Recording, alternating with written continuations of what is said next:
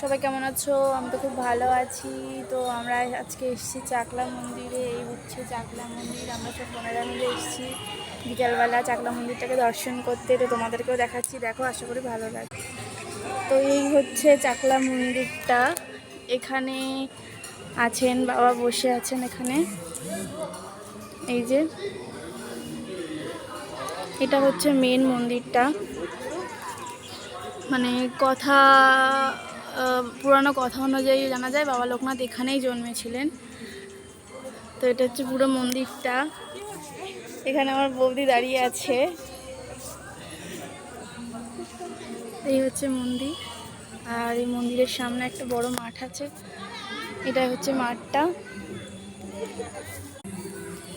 আর এই হচ্ছে মন্দিরের পিছন দিকটা বলা যাবে না, সামনের দিকটা, মাঝখানে একটুখানি গাছপালা আছে। তারপরে এইটা এখানে